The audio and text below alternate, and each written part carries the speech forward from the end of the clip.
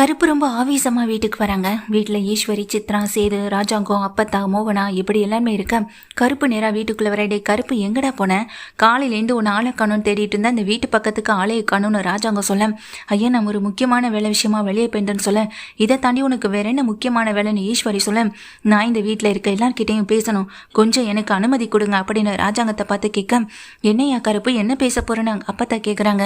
அதுக்கு கருப்புவும் இங்கே சேதுவை பார்த்துட்டு கொஞ்சமாவது உனக்கு மனசாட்சின்னு ஏதாவது இருக்கியா அப்படின்னு சொல்லி கேட்க, என்னாச்சு மாமா, ஏன் என்கிட்ட இவ்வளோ கோவமா பேசுறீங்கன்னு சொல்லி கேட்குறாங்க.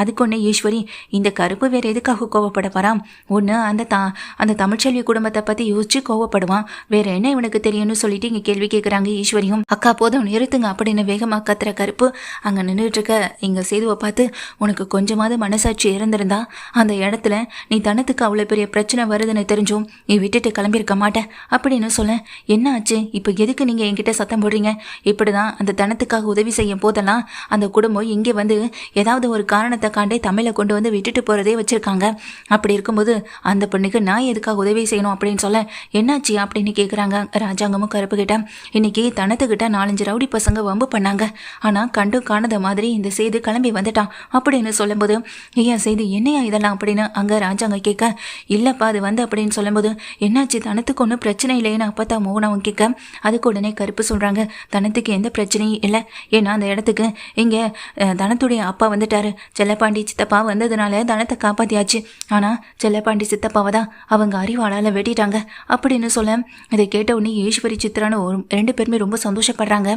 இதை கேட்டதும் சேதுவே அதிர்ச்சியில் நிற்க, என்ன செய்து என்ன பார்க்குற, அந்த இடத்துல நீ காப்பாற்றணும்னு நினச்சிருந்தா தனத்தை காப்பாற்றிருந்திருக்கலாம், ஆனால் அங்கே இடத்துல செல்லப்பாண்டி சித்தப்பா வந்து இப்படி அருவாளால் வெட்டுப்பட்டு ஆஸ்பத்திரியில் சீரியஸான கண்டிஷனில் இருக்காரு, இதெல்லாம் யாரால நடந்துச்சு, எல்லாம் உன்னால தான் அப்படின்னு சொல்ல, என்னையா என்ன கருப்பு என்ன பேசுற, அங்கே செல்லப்பாண்டி வெட்டுப்பட்டதுக்கு ஏன் புள்ள என்ன பண்ண இருக்க முடியும் அப்படின்னு சொல்ல, என்னங்கய்யா நீங்களே இப்படி நடந்துக்கிறீங்க, உங்கள் உயிர் காப்பாற்றப்பட்டது எதனால யாரால எல்லாம் தெரியும் தானையா அப்படின்னு சொல்லும்போது, என்ன கருப்பு என்ன சொல்லி காட்டுறியா அப்படின்னு உடனே கோவத்தில் ஈஸ்வரி கத்த, அக்கா நான் இங்கே செய்துகிட்ட பேசிக்கிட்டு இருக்கேன், இத்தனை வருஷமா இந்த வீட்டில் வேலை பார்த்ததுக்காக இவங்க கிட்ட கேட்க வேண்டிய கேள்வியை கேட்டுட்டு அதுக்கப்புறமா இந்த வீட்டை விட்டு போகிறேன் அப்படின்னு கருப்பு சொல்கிறாங்க.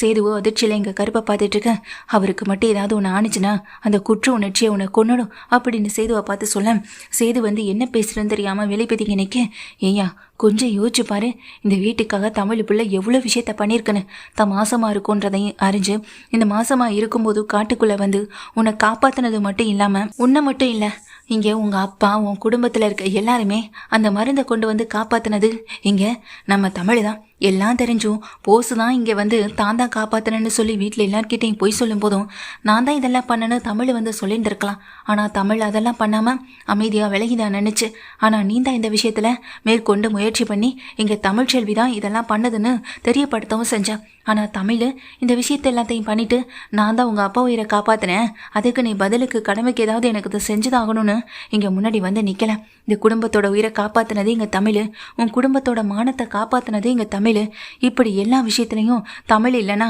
இன்னைக்கு இந்த குடும்பமே இல்லை, ஆனால் அது தெரியாமல் அந்த நன்றி உணர்ச்சி கொஞ்சம் கூட இல்லாமல் நீ அன்னைக்கு விட்டுட்டு வந்தது மிகப்பெரிய பாவத்தை பண்ணியிருக்க அப்படின்னு சேதுவை பார்த்து இங்கே கருப்பு சொல்லவும் செய்கிறாங்க. கருப்பு சொன்னதை கேட்டதும், என்ன நீ இந்த வீட்டில் இருக்க எல்லாருமே எதிர்த்து பேசிக்கிட்டு இருக்க, சாதாரண வீட்டு வேலைக்காரனி அப்படின்னு அங்கே ஈஸ்வரியும் கத்த, நான் வீட்டு வேலைக்காரனாக இருந்தாலும் நன்றி உள்ளவன், அந்த நன்றியை என்றைக்குமே மறக்க மாட்டேன், என்னதான் தமிழ்ச்செல்வி இந்த வீட்டில் எத்தனை போராட்டங்களை கடந்து வாழ்ந்திருந்தாலும் ஆனால் அது பண்ணியிருக்க நல்லதுக்கு நம்ம லிஸ்ட்டு போட்டு சொல்லவே முடியாது, என்னமோ நீங்கள் தான் பெரிய நல்லது பண்ணிட்டீங்கன்ற மாதிரி அந்த வீட்டில் பொண்ணு எடுத்து அந்த பொண்ணுக்கு வாழ்க்கை கொடுத்தா அப்படி இப்படின்னு சொன்னீங்க, அந்த புள்ள மட்டும் இந்த வீட்டுக்கு வராமல் இருந்தால் உங்கள் அப்பா கட்சியில் ஜெயிச்சிருக்கவே முடியாது, ஒரு நல்ல அமைச்சராகவும் இருந்திருக்க முடியாது, ஆனால் ஏகப்பட்ட விஷயங்களை தமிழில் பண்ணி இந்த வீட்டுக்கு நல்ல பேரை தான் வாங்கி கொடுத்துருக்கு, ஆனால் அது எதையுமே உங்கள் ஞாபகத்தில் இல்லைல்ல, இப்படிப்பட்ட ஒரு இடத்துல உங்கள் வீட்டு உப்பத்துன்னு வளர்ந்துருக்கேன்னு நினைக்கும் போது எனக்கே என்ன நினைக்கும் போது அசிங்கமாக தான் இருக்குது, இப்போவே இந்த வீட்டை விட்டு நான் போகிறேன் அப்படின்னு கருப்பு சொல்லிட்டு கிளம்ப, போ உனக்கு அங்கே போய் என்ன வேலை கிடைக்க போகுது? இங்கேயாவது திங்க சாப்பாடு, தங்க இடம், சம்பளத்துக்கு பணம்னு எல்லாம் கிடைக்குது. ஆனால் அங்கே இருக்க வீட்லேயும் அங்கே இருக்க சாப்பாட்டுக்கு கஷ்டப்படுற குடும்பத்தில் போய் நீ என்னத்தை பண்ண போறன்னு ஈஸ்வரி கதை. அக்கா அதெல்லாம் நான் பார்த்துப்பேன், என்னை பற்றி நீங்கள் கவலைப்பட வேண்டாம் அப்படின்னு கருப்பு அங்கே ஈஸ்வரியை பார்த்துட்டு சேதுவும் ராஜாங்கமும் அதிர்ச்சியில் அப்படியே நிற்கிறாங்க. அங்கேருந்து கருப்பு கிளம்பி போயிடுறாங்க. என்னையா சேது, கருப்பு என்னென்னமோ சொல்லி பேசிட்டு போகிறான்னு சொல்ல, ஏயா சேது, ஆபத்தில் ஒரு பொண்ணு இருக்கும்போது உதவி செய்யணுன்ற ஒரு மனப்பான்மை கூட அவனுக்கு இல்லாமல் போயிடுச்சு. அந்தளவுக்கு அவனுக்கு கோவம் கண்ணை மறைச்சிடுச்சு அப்படின்னு அப்பா தாத்துட்டுறாங்க. எங்கள் ராஜாங்கமும் என்ன பேசுகிறதுனே தெரியாமல் அதிர்ச்சியில் நிற்க வீட்டுக்கு அங்கேருந்து போன கருப்போ நேராக ஹாஸ்பிட்டலுக்கு போகிறாங்க. செல்லப்பாண்டி சீரியஸான கண்டிஷனில் இருக்காங்கன்னு தெரிஞ்சு இங்கே என்ன பண்ணுறதுன்னு தெரியாமல் கருப்பு ஒரு பக்கம் தவிச்சிட்ருக்கேன். இங்கே இன்னொரு பக்கம் தமிழ் ரொம்ப அழுதப்படி இருக்காங்க. அடுத்து என்ன பண்ண போகிறோம்? நம்ம அப்பாவை எப்படியாவது காப்பாற்றி ஆகணும். நம்ம அப்பாவை வெட்டினது யார் என்னன்னு தெரியாமல் ரொம்ப குழப்பத்தோடு நிற்கிறாங்க எங்கள் தமிழ்ச்செல்வியும். அப்போ தான் அங்கே ஹாஸ்பிட்டலில் இருக்க டாக்டர் வந்து சொல்கிறாங்க, உங்கள் அப்பா சீரியஸான கண்டிஷனில் தான் இருக்காங்கன்னு சொல்லிட்டு போக போலீஸ் வந்துட்டு இங்கே வந்து வாக்குமூலம் வாங்குறதுக்காக வராங்க. உங்கள் அப்பாவை வெட்டினது யார் என்னன்னு உங்களுக்கு தெரியுமான்னு சொல்லி கேட்க தானம் அழுதுகிட்டே, என்கிட்ட 4-5 ரவுடி பசங்க இங்கே என்னைய ரொம்ப கிண்டல் பண்ணாங்க. எங்கள் அப்பா தான் அவங்க கிட்டேருந்து காப்பாற்ற வரும்போது அவங்க தான் அப்பாவை கத்தியாலையும் குத்துனது வெட்டினது அப்படின்னு சொல்லிட்டு இங்கே செல்லப்பாண்டிகிட்ட வந்துட்டு சொல்லவும் செய்கிறாங்க. செல்லப்பாண்டியை பற்றி சொல்லவும் செய்ய, உங்களுக்கு வேற யார் மேலேயாவது சந்தேகம் இருக்காமான்னு தமிழை பார்த்து கேட்க, தமிழ்ச்செல்விக்கு எங்கள் அப்பா இந்த கல்யாணத்தை பண்ணி வச்சதுனால தானே இவ்வளோ பெரிய பிரச்சனை வந்தது. எங்கள் அப்பா பண்ண கல்யாணத்தால தான் இப்போ எங்கள் அப்பாவை கொலை பண்ண முயற்சி பண்ணணும்னு அந்த தாமஸுடைய ஆட்களும் இல்லை அவங்க குடும்பத்தை சம்மந்தப்பட்டவங்க தான் இந்த முடிவை எடுத்திருக்கணும் அப்படின்னு தமிழ் அவங்க மேலே தான் கம்ப்ளைண்ட்டும் கொடுக்குறாங்க. சரிம்மா, நாங்கள் விசாரிக்கிறோன்னு போலீஸ் அங்கேருந்து கிளம்பி போக கருப்பு வந்து தமிழுக்கு ஆறுதலாக பேசிக்கிட்டு இருக்காங்க. தமிழ், நீ எதுக்கும் கவலைப்படாதம்மா, உனக்கு நான் துணையாக இருக்கேன். ஒரு அண்ணனா உன்னையும் குடும்பத்தையும் நான் பார்த்துக்கிறேன்னு கருப்பு வந்து இங்கே தூணா நிற்க, இல்லைன்னா அது வந்து அப்படின்னு சொல்லும்போது, என்னை அண்ணனா நீ மதிச்சனா, என் அண்ணனா நீ நம்பினா, நான் கொடுக்குற பணத்தை வாங்கிக்கோமா, அப்பாவுடைய ஹாஸ்பிட்டல் செலவுக்கு கொஞ்சம் வச்சுக்கோமா, இது ஏன் காசு, நான் உழைச்சி சம்பாதிச்ச காசு அப்படின்னு சொல்லிடுறாங்க எங்கள் கருப்பும். இதை கேட்ட வசந்தியும் அங்கே நிற்கிற தனமும் அழுதுட்டு நிற்க, அக்கா நீங்கள் எதுக்கும் கவலைப்படாதீங்க. உடனே அங்கே இருக்க வசந்தியை பார்த்து, சின்னம்மா நீங்கள் எதுக்கும் கவலைப்படாதீங்க, எப்படியாவது நம்ம அவரை காப்பாற்றிடலாம், சித்தப்பாவுக்கு எதுவும் ஆகாது அப்படின்னு சொல்லி இங்கே கருப்பு நின்றுட்டுருக்காங்க. ஹாஸ்பிட்டலில் அங்கே படுத்திருக்க தாப்பாவை பார்த்து அழுதபடியே தமிழ் நின்றுட்டுருக்கும்போது தாப்பாவை வெட்டினது யாராக இருக்கும் அப்படின்ற மாதிரியான சிந்தனைகள் தான் இங்கே ஓடிட்டுருக்கேன். அண்ணன் நீங்கள் அவங்கள பார்த்தீங்க தானே, அவளை பார்த்தா உங்களால் அடையாளம் கண்டுபிடிக்க முடியுமான்னு சொல்ல, அதுக்கு என்னம்மா தமிழ், நான் சாட்சி சொல்கிறேன், அவங்க யாராக இருந்தாலும் நான் உனக்காக வந்து நின்று சாட்சி சொல்கிறேம்மா, எனக்கு நல்லா ஞாபகம் இருக்குன்னு எங்கள் கருப்பு சொல்ல, அம்மா நீ அப்பா கூட இருந்து பார்த்துக்கோ, தினமும் நீ கவனமாக இரு, நான் உடனே இங்கே போலீஸ் ஸ்டேஷனுக்கு போகிறேன்னு தமிழை கூட்டிகிட்டு கிளம்புறாங்க. தமிழும் கருப்பும் இங்கேருந்து போலீஸ் ஸ்டேஷனுக்கு போக, சார் சீக்கிரமாக அவங்களை அரெஸ்ட் பண்ணுங்கள் சார் அப்படின்னு சொல்லும்போது, இருங்கம்மா கேஸ் தான் நாங்கள் விசாரிச்சுட்ருக்கோம்ல, அது சம்மந்தமாக இங்கே ஆட்கள் வந்துட்டு பிடிபட்டிருக்காங்க, அவங்கள தான் நாங்கள் இப்போ கூட்டிகிட்டு வர போயிருக்கோம் அப்படின்னு சொல்ல எல்லாமே வந்துடுறாங்க. கூட்டிகிட்டு வந்த ஆட்கள் எல்லாமே நிற்க, இவனுங்க தானே அப்படின்னு சொல்லி கன்ஃபார்ம் பண்ணிக்கிறாங்க எங்கள் கருப்புக்கிட்ட தமிழ்ச்செல்வியும்.